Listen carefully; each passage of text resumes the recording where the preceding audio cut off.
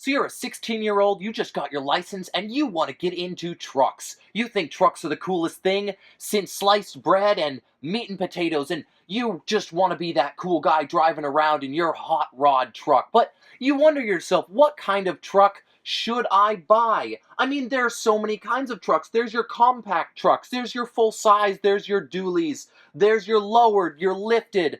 There are trucks from Asia, trucks from India, trucks from America. What kind of truck should you buy?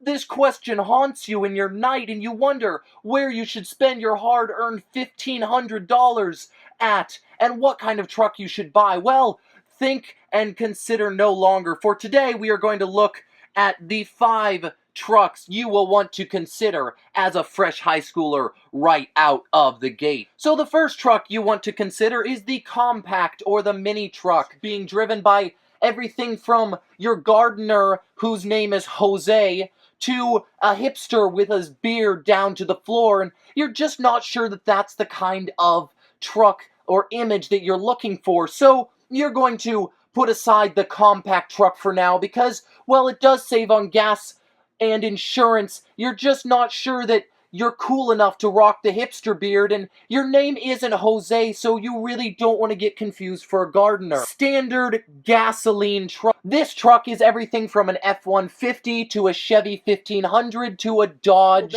They're really just gas guzzlers. No matter what small size you get a 6-cylinder that gets, what? 4 miles to the gallon? How is that even possible? Then you realize it all went to feeding your horrendously overpriced that just isn't as needed as you thought because, well, you thought you were going to carry all the boys around and fill it like a jacuzzi in the summer. You just ended up not doing anything with it and being a lonely video game player all summer. It's a diesel truck. Now, the diesel trucks of your world are the Dodge Cummins 2500, the Chevy Duramax, and the Ford Powerstroke. All of these are absolute powerhouses on wheels. You think to yourself, I could pull a house down, I could tow a tractor, I could run over a squirrel and just not even know it was there. 6 million foot-pounds of torque. Got in the cab of a Ford Powerstroke with your tiny biceps and your Justin Bieber haircut.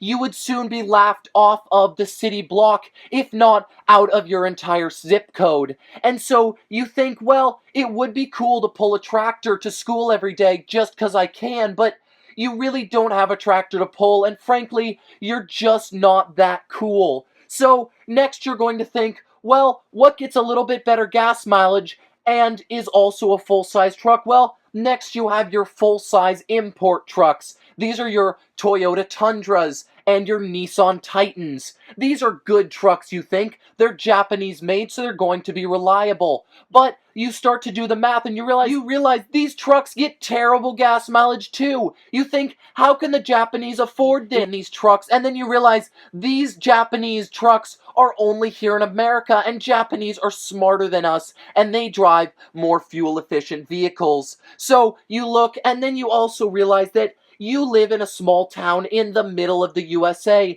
If you're driving around a Toyota Tundra, you will be mocked by all of the rednecks, pop all of your tires. And then what will you be left with? You'll be left with a gas-guzzling Japanese truck that doesn't even run. So, you're not sure you want that either. Already been through your mind, but you just want to go over it one more time, and that is the American-made truck. Now, this covers many different types of trucks. This covers your gas and your diesels, but do you really want an American-made truck, you think? Do you want an import or an American? Because, and while they do come with a lot of power, they don't come with a lot of perks. Why was the hand crank ever invented for windows? You think, as you try to struggle with your window while tuning the radio, while somehow driving in traffic, and you fail.